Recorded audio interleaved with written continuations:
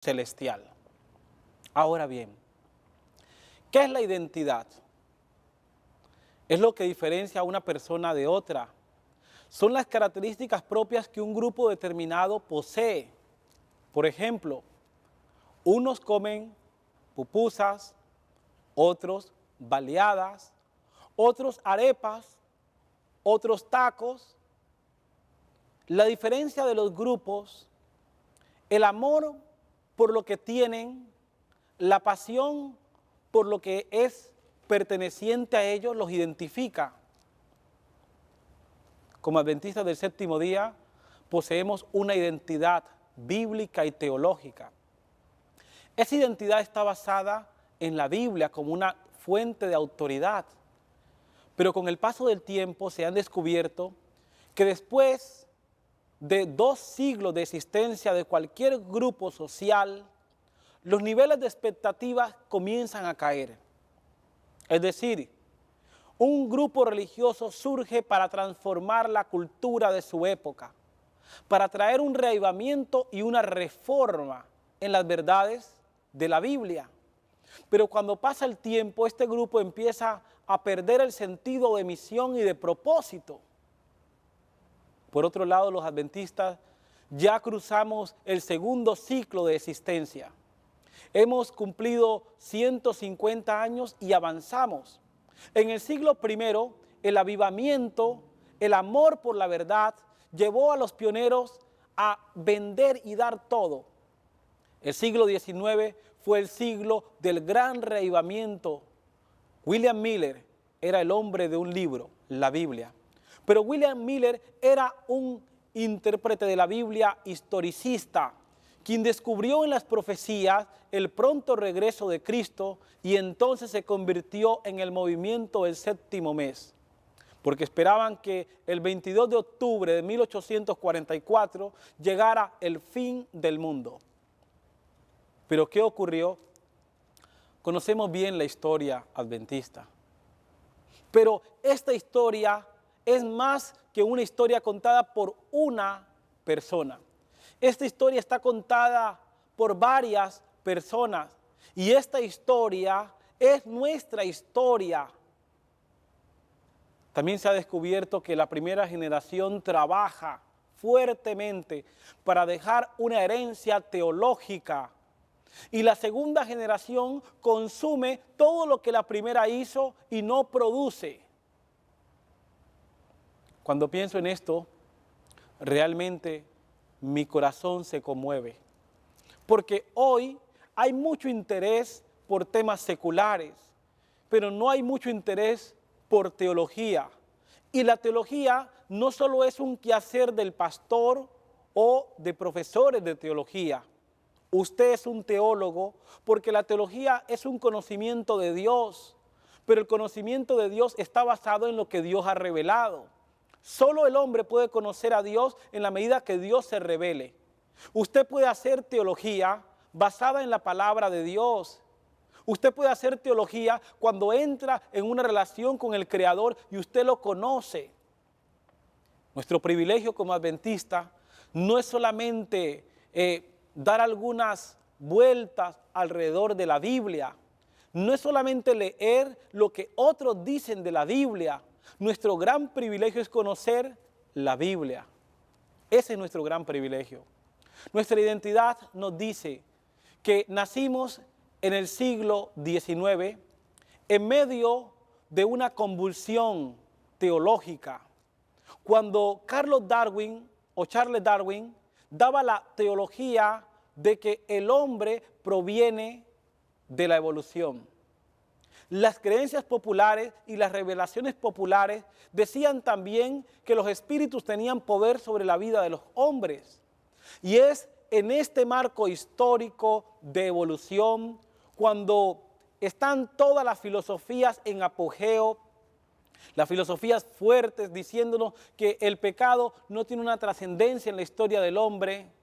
Cuando el diablo hace su aparición con el espiritismo moderno, la nueva era, la comunicación con los muertos, Dios levanta a un pueblo. Y Dios levanta a un pueblo que va a restaurar las verdades de la Biblia. Pero este pueblo tiene como herencia otras creencias. El adventismo no nació en el vacío, porque nadie es tabula rasa. Todos tenemos un conocimiento previo y la cosmovisión de ellos de la Biblia proviene también de lo que ellos traían de diferentes denominaciones. Algunos congregacionalistas y de otras denominaciones formaron el grupo que luego estudió y entonces las grandes verdades de la Biblia fueron reveladas para ellos. Este proyecto teológico debe continuar. Cuando repasamos nuestra historia, nos encontramos con enormes sacrificios de los pioneros. En aquella época no había avión, eran carruajes tirados por caballos, eran caminos pedregosos.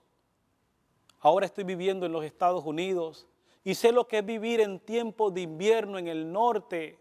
Sé lo que es vivir en Michigan, lo que es vivir en Maryland, y soportaron todo. Y pregunto, ¿por qué? ¿Por qué? Y la respuesta es porque tenían la urgencia de un mensaje, tenían pasión y amor, tenían una identidad, sabían que su historia estaba marcada en la Biblia.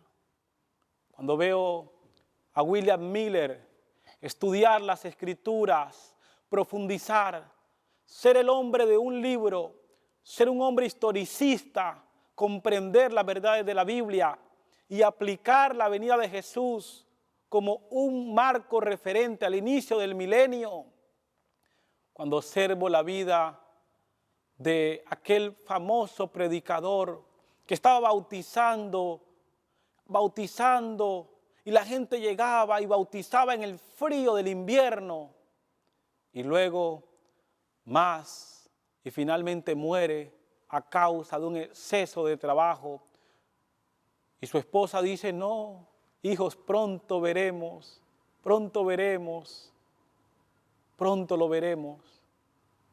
Y llega 1844 y entonces el grupo está a la espera del advenimiento. Han vendido casas, han renunciado a sus trabajos, han dejado el taller, han perdido la cosecha, pero creen que el que está en el trono blanco va a volver. Y llega 1844 y el movimiento del séptimo mes ve su esperanza chasqueada. Y aquel remanente que se reúne para profundizar de la Biblia, cuando veo a Elena Harmon de White, una adolescente, una joven de 17 años, recibir la primera visión y ver al pueblo remanente de Dios que marcha por un camino angosto, y Dios iluminando el camino y la llama al ministerio profético. Cuando veo la vida de Urias Smith, un hombre que le hacía falta una pierna, pero eso no le impidió ser secretario, publicador, escritor y uno de los grandes teólogos. Cuando veo a John Andrews, el más destacado teólogo que podía recitar el testamento de la Biblia, el Nuevo. Cuando veo su sacrificio, que fue presidente mundial.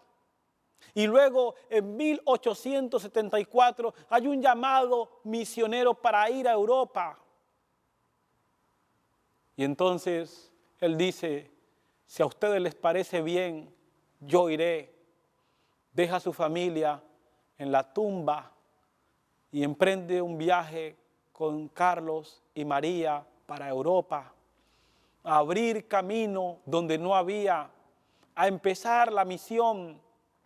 Y en 1874 se convierte en el primer misionero en el extranjero. Un hombre cuya vida estuvo marcada por el sacrificio. La pequeña María que entregó su vida por esta misión. Y Andrews que sucumbió por la muerte y el trabajo excesivo. Cuando les veo me conmuevo y digo, si ellos lo dieron todo, ¿qué estamos dando nosotros por esta misión de Dios? ¿Qué convicciones profundas tenemos de que estamos a las puertas del cielo?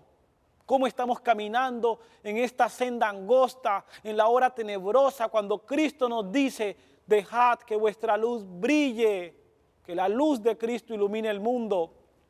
Cuando Él dijo, ustedes son la sal de la tierra, vosotros sois la luz del mundo. Si conocemos nuestra historia, si conocemos nuestros orígenes, nos vamos a apegar a ellos y vamos a amar más la cruz de Cristo, porque esa cruz con sacrificio se pagó un precio de rescate.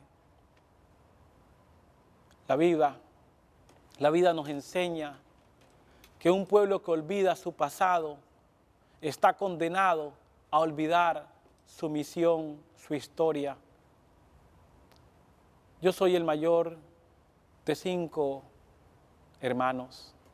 Mi historia es una historia común que ocurre en nuestros países.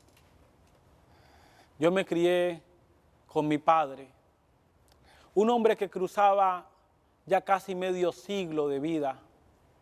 Aquel hombre, antes de morir, me llamó al pie de la cama y me dijo, hijo, yo quiero que tú crezcas, yo quiero que tú estudies, yo quiero que llegues a ser alguien en la vida. Mi padre no era cristiano, yo no era adventista, pero fue a través de la muerte como la vida llegó a mí. Tiempo después me mudé para vivir con mi mamá. Había visto a mis hermanos, pero no había tenido relación con ellos. No habíamos vivido juntos nunca en la vida. Y ahora observaba cómo mi madre le brindaba cariño, besos y abrazos a ellos. Y como una familia disfuncional, normal, yo no encontraba refugio y abrigo en el corazón de mi madre. Siendo un joven cristiano me llené de sentimientos, de amargura, de enojo y de tristeza por lo duro que la vida me trataba.